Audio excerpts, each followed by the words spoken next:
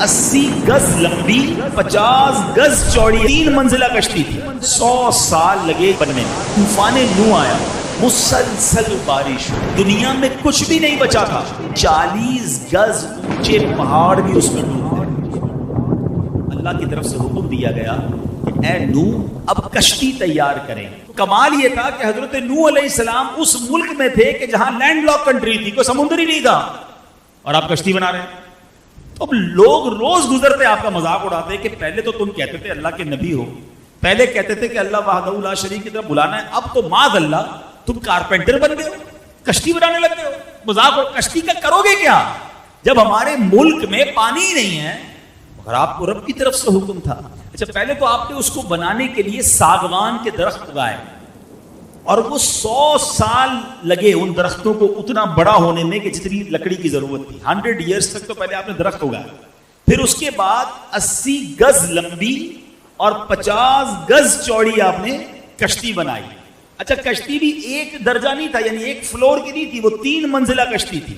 آپ نے اس کے 3 درجے بنائے, کیونکہ نچلے طبقے میں پرندے اور حشرات الارض کیڑے مکوڑے جو ہوتے ہیں, درمیانی طبقے میں یعنی فرسٹ فلور پر چوپائے, اور پھر اوپر سیکنڈ فلور پر مومنین, اور خود حضرت نوح علیہ السلام نے اپنے لیے اور مومنین کے لیے جگہ بنائی.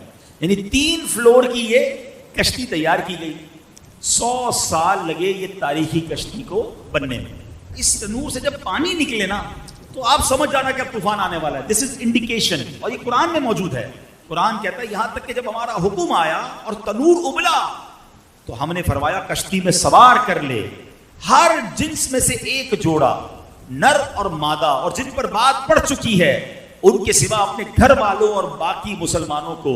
اور اس کے ساتھ مسلمان نہ تھے مگر تھوڑے. 40 دن تک مسلسل بارش ہوئی, دن اور رات نان اسٹاپ, موسلا دھار. یعنی لفظ موسلا دھار بھی چھوڑا ہے, یعنی بارش بھی کتنی ہوئی کہ فرمایا کہ زمین جگہ جگہ سے پھٹ گئی, اور زمین کے اندر سے بھی پانی کے چشمے پھوٹے. اور اللہ اکبر, اتنا پانی آیا کہ 40 گز اونچے پہاڑ بھی اس میں ڈوب گئے.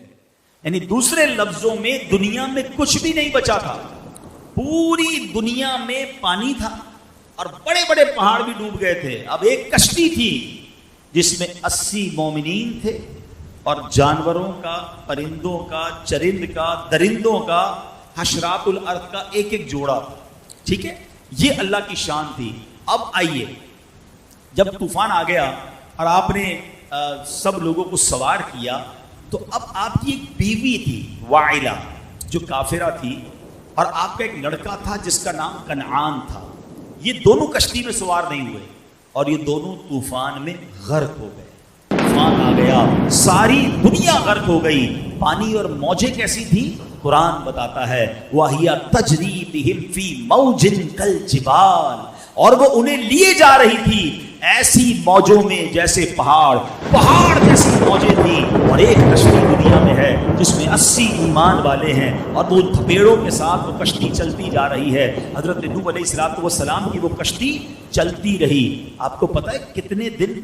6 مہینے تک یہ کشتی اسی طرح پانی میں چلتی رہی. اور سنو, اس وقت جو خانہ کعبہ کی زمین تھی نا, یہ کشتی وہاں بھی پہنچی, کعبہ مشرفہ کا 7 بار اس نے چکر بھی لگایا. اب اس کے بعد یہ کشتی ایک پہاڑ پر رکی, اور یہ پہاڑ بھی جودی پہاڑ ہے. اس پر بھی علماء نے بڑی پیاری بات لکھی ہے کہ اللہ پاک نے حضرت ہر پہاڑ پر ایک وحی فرمائی. حضرت نوح علیہ السلام کی کشتی ایک پہاڑ پر ٹھہرے گی, تو پہاڑوں نے تکبر کیا, مگر جودی پہاڑ نے عاجزی اختیار کی, تو اللہ تعالیٰ نے اس پہاڑ کو یہ شرف دیا کہ حضرت نوح کی کشتی جا کر وہاں روکی.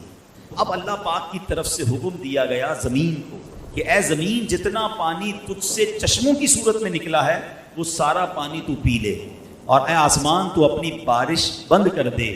اب پانی گھٹنا شروع ہوا, طوفان ختم ہو گیا.